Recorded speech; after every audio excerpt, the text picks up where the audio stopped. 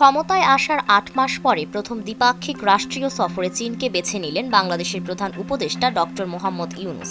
বাংলাদেশের প্রধান উপদেষ্টার চীন সফর যেন এক ধরনের পালাবদলের সুর বয়ে আনছে সর্বত্র। আন্তর্জাতিক অঙ্গনেও এই সফর নিয়ে চলছে টান টান উত্তেজনা। ভারতের সাথে সম্পর্কের টানাপোড়েনের মাঝে বিশ্বের অন্যান্য দেশগুলোর আগ্রহের কেন্দ্রে এবার ইউনূসের চীন সফর। তবে এই সফরকে বিশেষভাবে গুরুত্ব দেওয়ার কথা জানিয়েছে চীনের রাষ্ট্রদূত ইয়াও ওয়েন। তিনি নিশ্চিত করে বলেন, এই সফরে গুরুত্বপূর্ণ বিভিন্ন ঘোষণা আসতে পারে। সাংবাদিকরা জানতে চেয়েছেন কি সেই গুরুত্বপূর্ণ ঘোষণা। ওয়েনের জবাব, ওয়েট অ্যান্ড সি। চীনের রাষ্ট্রদূতের এই রহস্যময় উক্তি সব জল্পনা কল্পনাকে আরো কয়েক গুণ বাড়িয়ে দিয়েছে।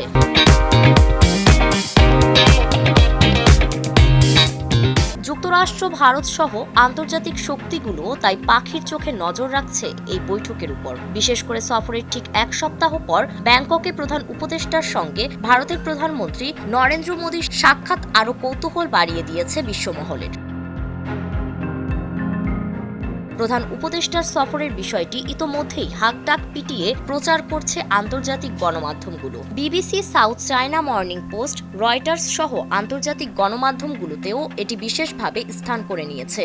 এছাড়া ভারতের গণমাধ্যমের তো রীতিমতো ঘুম কেড়ে নিয়েছে ইউনূসের এই চীন সফর। প্রতিনিয়ত এই সফর নিয়ে রগরগে সব প্রতিবেদন প্রকাশ করছে ভারতীয় গণমাধ্যমগুলো।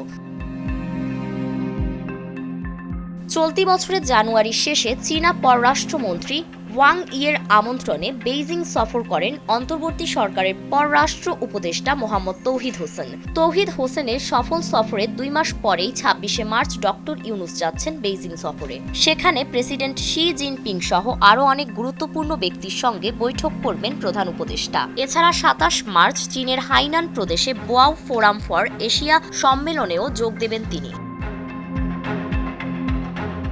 অন্যদিকে চীনের সামরিক সরঞ্জাম কেনা বেচার প্রসঙ্গও এই আলোচনায় উঠে আসতে পারে। ফলে নিঃসন্দেহে বারুদে আগুন ধরানোর মতোই একটি ঘটনা ঘটতে যাচ্ছে দক্ষিণ এশিয়াতে। বাংলাদেশ চীন সম্পর্কের এই নতুন মোড় আঞ্চলিক ভূ রাজনীতিতেও ঢেউ তুলতে পারে বলে মনে করছেন বিশেষজ্ঞরা। তবে ইউনূসের চীন সফর নিয়ে যুক্তরাষ্ট্রের যতটা উদ্বেগ থাকবে তার চেয়ে বেশি উদ্বেগ থাকবে ভারতের। দক্ষিণ এশিয়ায় ব্যবসা বাণিজ্য সহ সব ক্ষেত্রে চীনের প্রভাব ক্রমেই বাড়ছে। যুক্তরাষ্ট্রের অন্যতম লক্ষ্য হচ্ছে চীনের উদীয়মান সেই প্রভাবকে ঠেকানো। আর এজন্যই যুক্তরাষ্ট্র ভারতকে সহায়ক শক্তি হিসেবে দেখছে। ডক্টর ইউনূসের সরকার ভারসাম্য রক্ষা করে এই সফরকে কিভাবে ব্যবহার করে সেটি এখন দেখার বিষয়। ফারিন রহমান প্রীতি, নয়া দিগন্ত।